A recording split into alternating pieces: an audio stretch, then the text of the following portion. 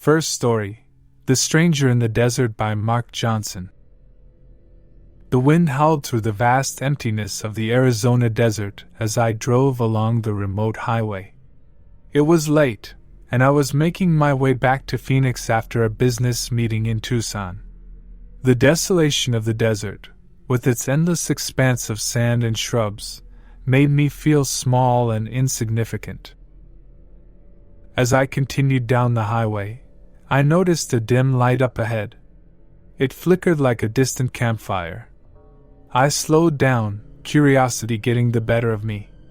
My headlights revealed a lone figure, standing by the side of the road, waving me down. I hesitated for a moment but eventually pulled over. The stranger was a middle-aged man, his face worn by the harsh desert sun. He had a scruffy beard and wild, sun-bleached hair. His eyes held a look of desperation, and his clothes were tattered. "Hey there," he said in a raspy voice. "I'm in a bind.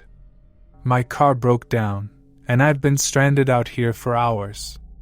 Can you give me a lift to the nearest town? It's a few miles that way."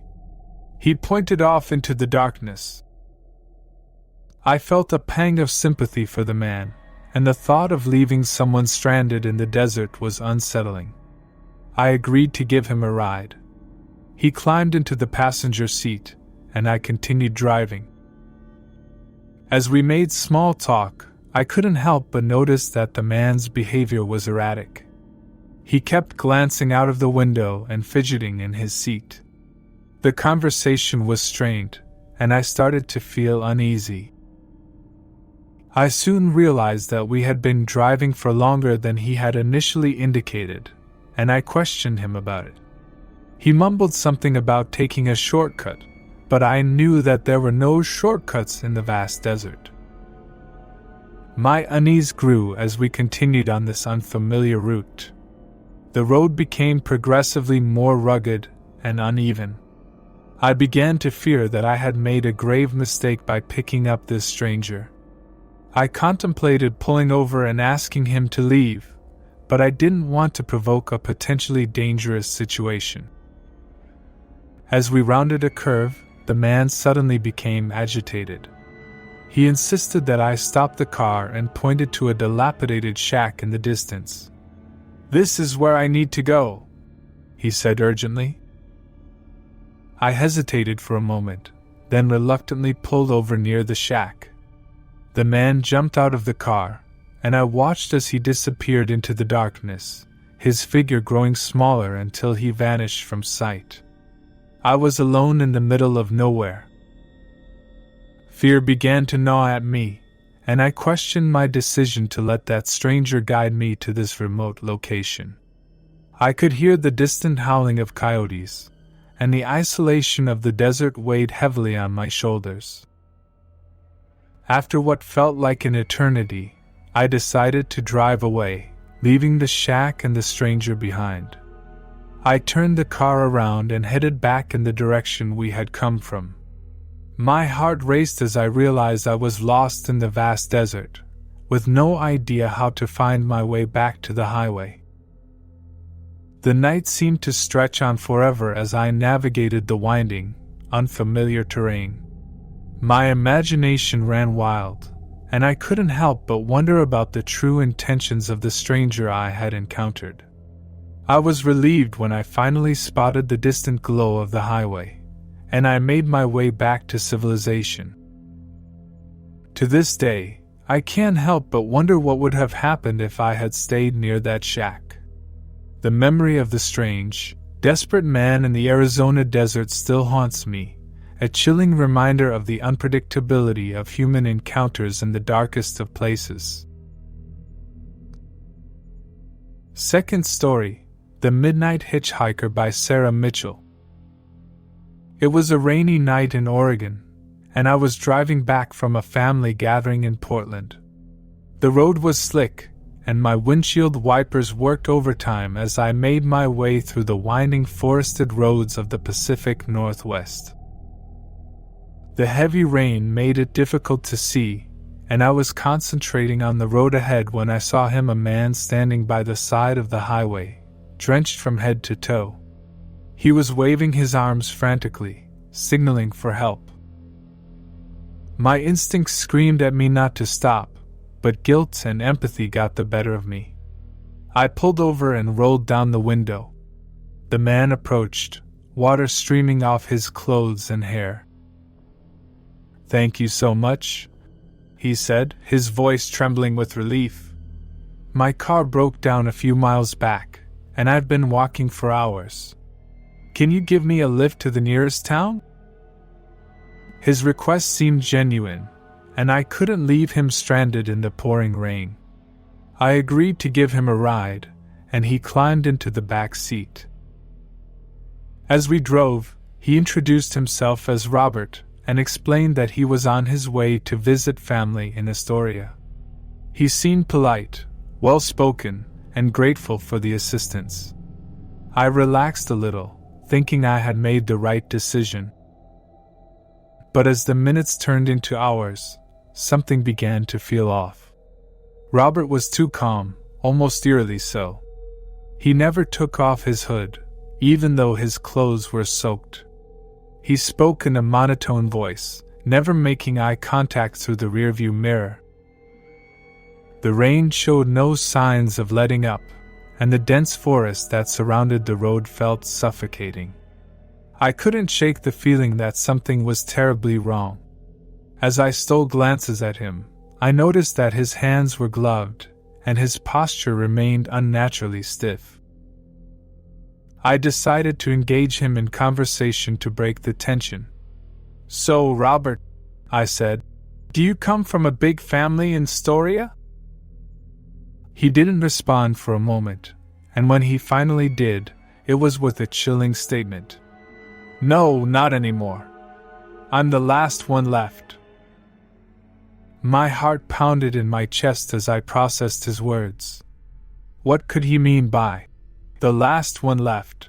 It was then that I noticed the sharp, metallic glint of a knife in the pocket of his jacket. Panic set in, and I had to think fast.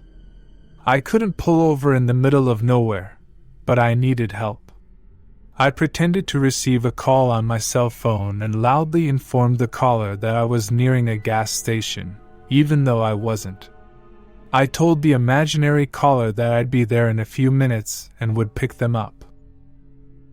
Robert didn't react at first, but as I continued my fabricated conversation, I noticed a growing agitation in him. He began to fidget and glance around nervously. I watched as he shifted his grip on the knife, seemingly debating his next move.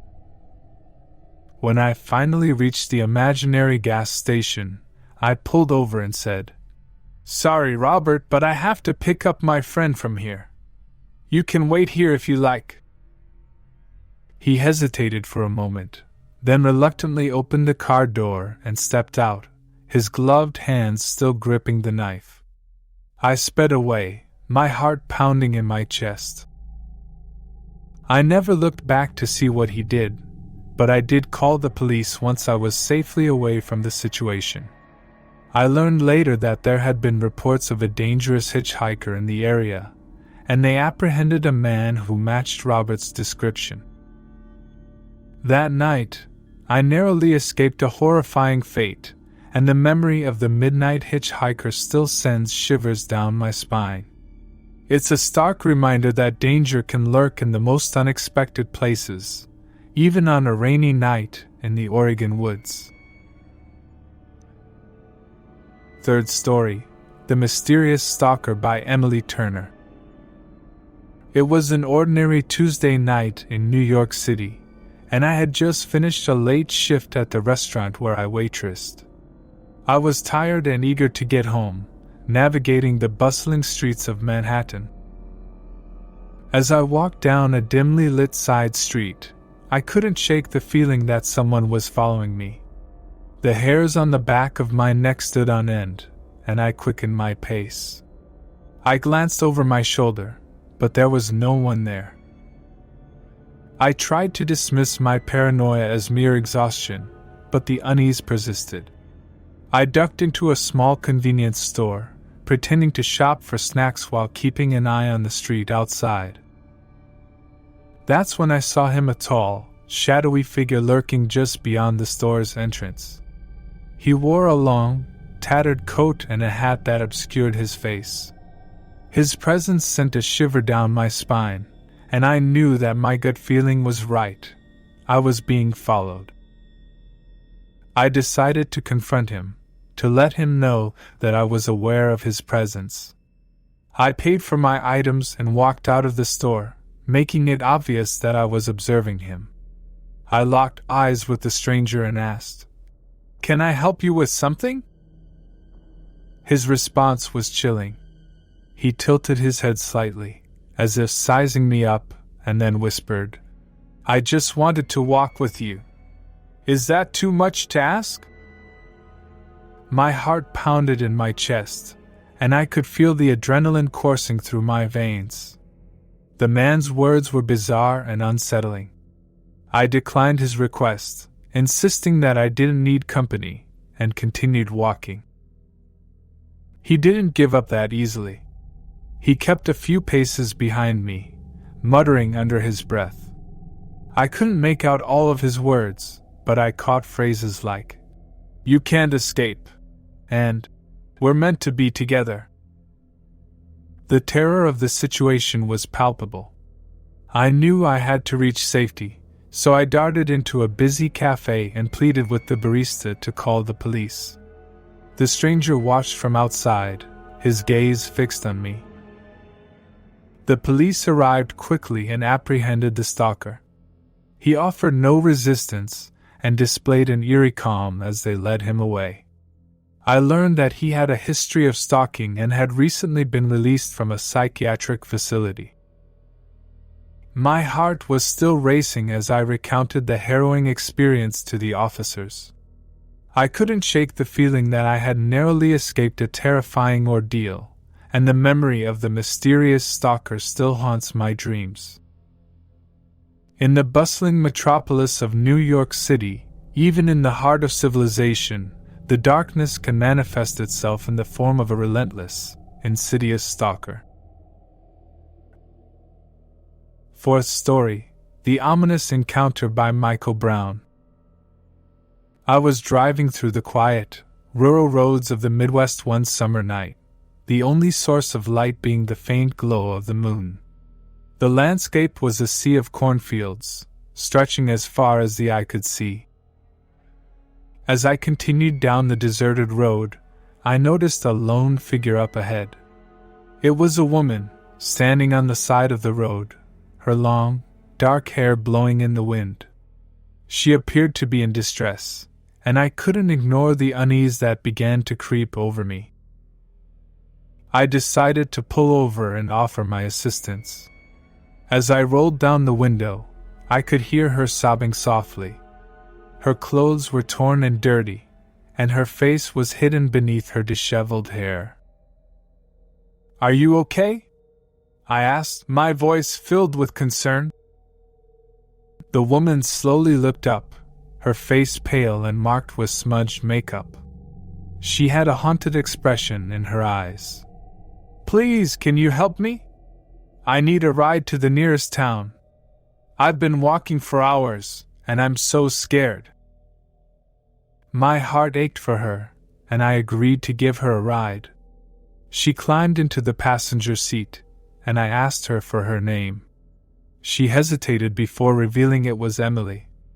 I tried to make small talk, but her responses were vague, and she seemed lost in thought. We drove for what felt like an eternity, the eerie silence broken only by the sound of the wind rustling through the cornfields. The road seemed to stretch endlessly, and I began to question if I was heading in the right direction. As I glanced at Emily, I realized that she was no longer crying. Instead, her gaze was fixed on me, her eyes filled with an intense, unsettling focus. I could feel her stare burrowing into my soul, and it sent a chill down my spine. The feeling of dread intensified when she leaned closer to me and whispered, You're going to regret picking me up." I tensed up, my heart racing. I had made a terrible mistake, and I needed to get away from this woman. But the road was empty, and I couldn't risk stopping in the middle of nowhere. I continued to drive, my hands gripping the steering wheel tightly. The minutes dragged on, and Emily's whispered threats grew more disturbing. She spoke of violence and death, and her voice took on a sinister tone. Desperation gnawed at me as I looked for any sign of civilization. Finally, I saw the distant glow of a small town on the horizon. I knew I had to reach it and find help.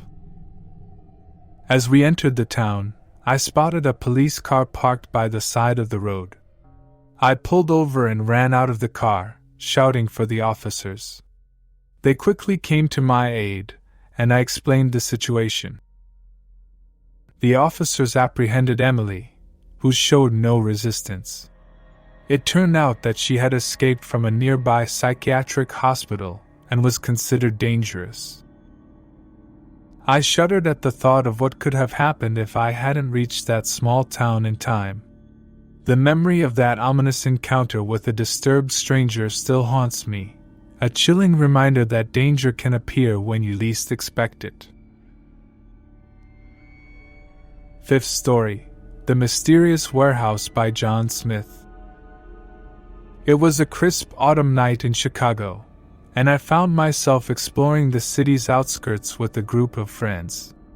We were always on the lookout for new and exciting adventures, and this time, our curiosity led us to a remote industrial area on the outskirts of the city.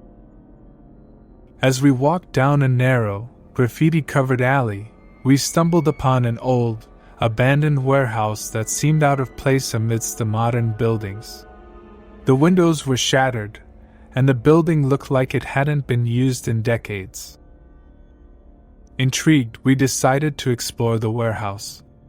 We knew it was a risky endeavor, but the thrill of the unknown compelled us forward. The air inside was damp and filled with the musty scent of decay. Our flashlights pierced the darkness, revealing piles of debris and broken machinery. As we ventured deeper into the building, a sense of unease settled upon us. It was as if we were being watched. I brushed off the feeling as a product of my overactive imagination, but my friends felt it too. The further we explored, the stranger things became. We stumbled upon a room that was filled with peculiar drawings and symbols scrawled on the walls. The drawings depicted eerie, distorted faces and cryptic messages that sent a chill down our spines. The unease intensified when we heard faint, echoing footsteps in the distance. Someone was in the warehouse with us, and it wasn't any of our friends. Panic set in as we realized that we had entered a potentially dangerous situation. We decided to leave, but as we retraced our steps, we realized that the path we had taken seemed different. The warehouse seemed to have changed, and we were hopelessly lost in its labyrinthine interior. The footsteps drew closer, and we could hear whispers in the darkness.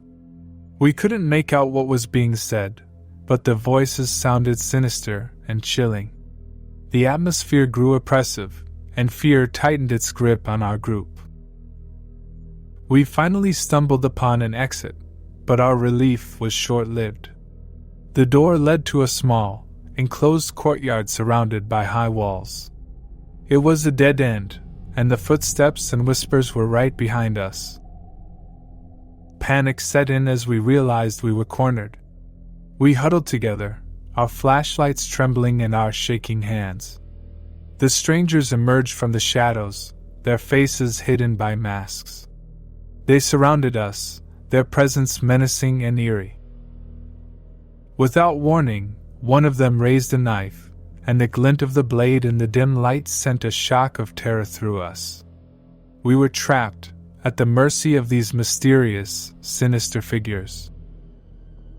Then, just as quickly as they had appeared, they melted back into the darkness, leaving us shaken and bewildered. We rushed out of the courtyard, and after what felt like an eternity, we finally emerged from the warehouse. The memory of that harrowing night in the abandoned warehouse still haunts me. To this day, I have no explanation for who those people were, what they wanted, or why we were allowed to escape. It serves as a chilling reminder that venturing into the unknown can lead to encounters with the inexplicable and the terrifying. Sixth story, The Stranger in the Fog by Lisa Rodriguez. I had always found comfort in the solitude of my evening walks along the coastal cliffs of Northern California. The sound of the crashing waves, the salty sea breeze, and the seagulls overhead provided a soothing backdrop to my thoughts. But one foggy night, that serenity was shattered. As I walked along the cliffside path, I noticed a figure up ahead, shrouded in the thick coastal fog. My heart quickened, and I felt a sudden sense of vulnerability. The stranger stood still, staring out at the turbulent sea. I considered turning back, but my curiosity got the better of me. I approached the figure, my footsteps muffled by the dense fog. The stranger was a tall man, dressed in dark clothing. He had a stern, unreadable expression on his face. "Is everything okay?" I asked, my voice quivering in the cold, damp air. The man turned to me, his eyes dark and intense.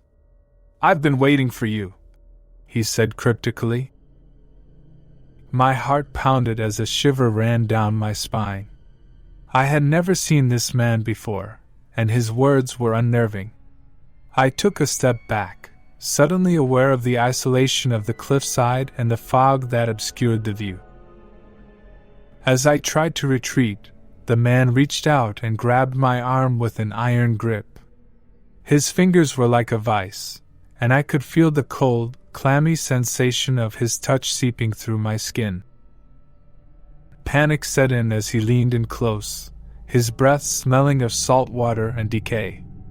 "You're going to help me," he whispered, his voice low and menacing. I struggled to break free, but his hold was unyielding. Desperation washed over me, and I screamed for help. I hoped that someone would hear me over the crashing waves and dense fog. Miraculously, my cries reached the ears of a nearby jogger, who quickly came to my aid. The stranger released his grip and disappeared into the fog, leaving me shaken and terrified. The jogger called the police, and I gave a description of the man who had accosted me. They conducted a search of the area, but he was never found.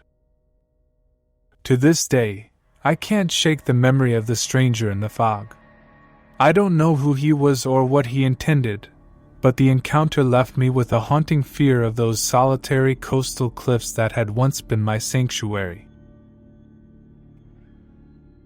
Seventh story, The Midnight Chase by Daniel Evans. It was a sweltering summer night in Atlanta, and I was driving home from a late-night shift at the office.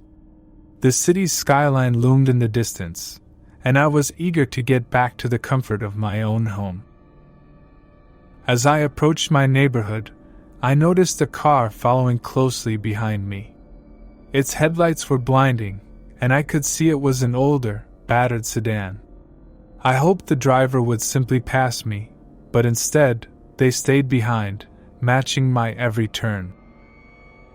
My unease grew as I realized that I was being followed. I tried to shake the pursuer by taking a few random turns, but the car stuck with me like a shadow. I began to panic, my heart racing as I contemplated the stranger's intentions. I decided to make a run for it, pushing my car to its limits. The winding streets of my neighborhood became a labyrinth, and I desperately searched for a way to lose the persistent car. My tires screeched as I made sharp turns and raced down side streets, but the car never fell behind. As I reached the end of a quiet cul-de-sac, I noticed a dead end up ahead. My heart sank, and I knew I had to act fast. I parked my car and darted out, sprinting toward a nearby house. I banged on the door, shouting for help. The homeowner opened the door, bleary-eyed and confused, but my plea for help was cut short as the pursuing car pulled up at the end of the street. The driver's window rolled down, revealing a sinister figure inside. It was a man with a cold, unrelenting gaze. He grinned, and I could see the malice in his eyes. "You can't run forever," he taunted. The homeowner called 911, and the police were dispatched to the scene. As the sirens grew closer, the stranger revved his engine and sped away, leaving me behind. The police arrived moments later, and I provided them with a description of the man and the car. They assured me that they would do their best to locate the stalker. I was left shaken and terrified, my sense of safety shattered. I couldn't comprehend the stranger's motives, but the encounter served as a stark reminder that danger can lurk even in the familiar streets of your own neighborhood. 8th story, The Enigmatic Message by Olivia Bennett. It was a warm summer evening in London, and I was on my way home after a long day at work. The streets were crowded with people, and the city bustled with life. But as I made my way through a quiet, dimly lit alley, I encountered something that sent a shiver down my spine. A man stood in the shadows, his face hidden beneath a hood. He seemed out of place in the lively city, and his presence felt eerie and unsettling. As I walked past, he whispered something in a low, raspy voice. "Have you ever met your fate, my dear?" I halted in my tracks, my heart racing. I turned to confront the stranger, but he had vanished into the darkness of the alley. His cryptic words left me with a sense of foreboding, and I continued on my way, feeling a chill in the warm summer air. Over the following weeks, I couldn't shake the memory of that enigmatic encounter. I tried to dismiss it as a random occurrence, but I couldn't ignore the feeling that the stranger's words held a deeper meaning. One evening, as I was walking home from work, I noticed a note slipped under my door. It was a plain, white envelope, and inside, I found a message written in the same distinct, loopy handwriting as the one the stranger had whispered to me. "Your fate is sealed." Panic gripped me as I realized that I was being watched. I couldn't comprehend the meaning behind the message or the identity of the person who had delivered it. I reported the incidents to the police, but they could find no leads or suspects. My friends urged me to move away, but I was determined to confront the stalker and uncover the truth. Days turned into weeks, and the sinister messages continued to arrive. They grew increasingly threatening, and I lived in constant fear. I changed my locks, installed security cameras, and took self-defense classes, but nothing seemed to deter the stalker. One night, as I returned home, I found a message scrawled in red paint on my door. It read, "It's too late to escape." Terrified and desperate, I decided to set a trap for the stalker. I left my apartment and waited in a nearby cafe, watching my door through the window. As the hours passed, I wondered if I was being paranoid, but the fear kept me vigilant. Then, in the early hours of the morning, I saw him. The hooded stranger emerged from the shadows and approached my door. He seemed unaware of my presence in the cafe. As he painted another chilling message on my door, I made the call to the police. They arrived swiftly and apprehended the stalker, who offered no resistance. It turned out to be a man who had recently been released from a psychiatric facility. His motive remained a mystery, but the encounter left me with a lasting sense of unease and vulnerability. To this day, I can't forget the haunting words and sinister messages that had invaded my life, a chilling reminder that danger can take on many forms, even in the heart of a bustling city. Ninth story, The Terrifying Road Trip by Samuel Anderson. It was a road trip that had been long in the making, a journey through the heart of the American Midwest with my best friend, Tom.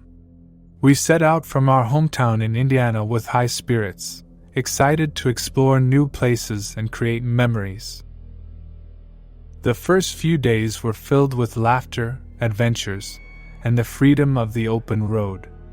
But as we ventured further from familiar territory, our journey took an unexpected and sinister turn.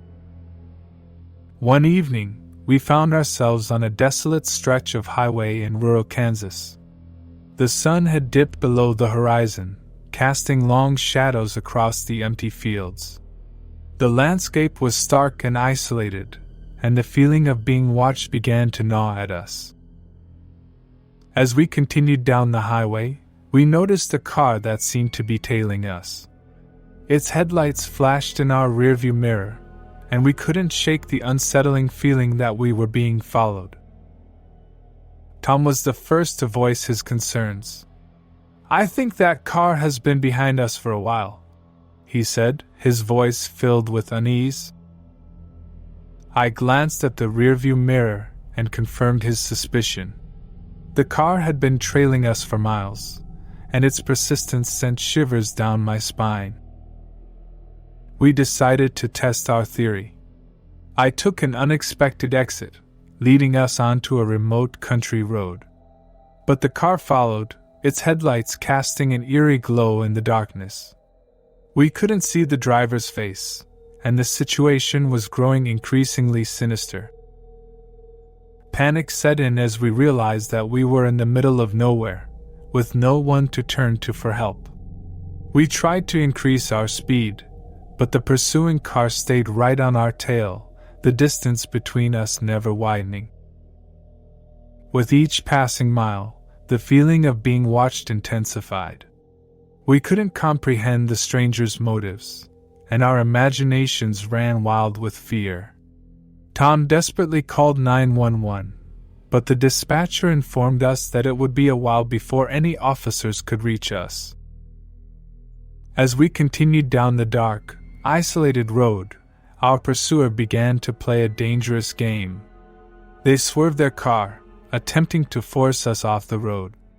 We swerved in response, narrowly avoiding a collision. The stranger's aggression escalated, and we feared for our lives. With no other options, we decided to make a last-ditch effort to lose them. We spotted a dirt road leading into a cornfield and veered onto it. The pursuing car hesitated for a moment before following. We drove deep into the cornfield, the stalks brushing against the sides of the car. The stranger followed, but the narrow path made it difficult to maintain speed. We finally managed to escape from the cornfield and onto a main road. The pursuing car had vanished, and we took a sigh of relief. We found the nearest police station and reported the terrifying encounter. They promised to investigate, but the mysterious stalker was never found.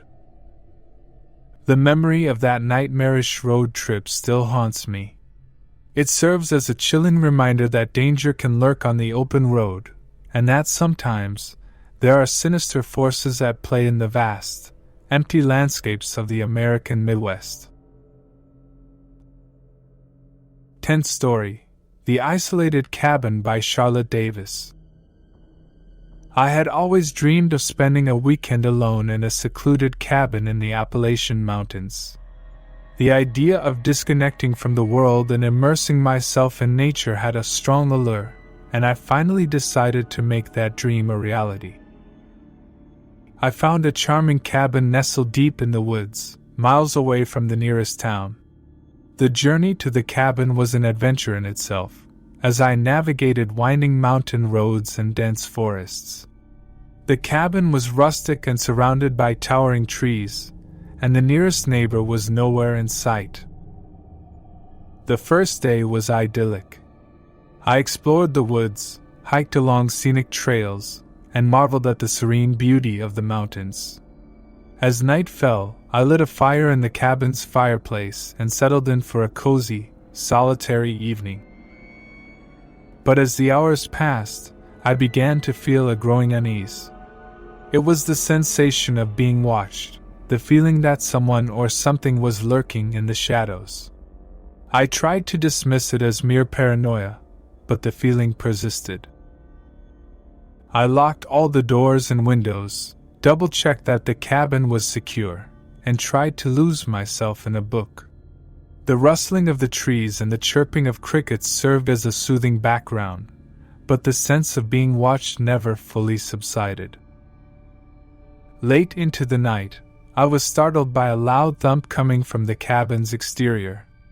I jumped to my feet, my heart pounding, and grabbed a flashlight.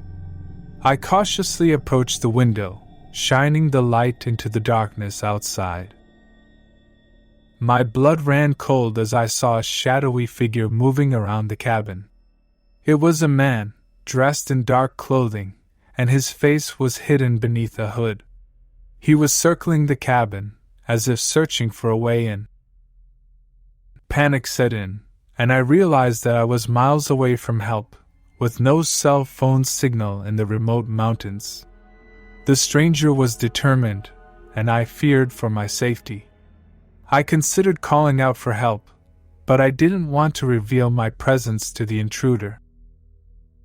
I retreated to the back of the cabin, my mind racing. The man continued to circle the building, trying to find an entry point. I searched for any means of escape and considered barricading myself in a room, but the cabin was small, and there were limited options. As I cowered in the darkness, I could hear the man muttering to himself. His words were unintelligible, but the sinister tone of his voice was chilling.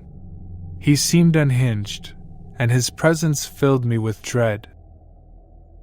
The night dragged on, and the man's persistence never wavered. Hours felt like days as I waited, trapped in the cabin with the intruder outside.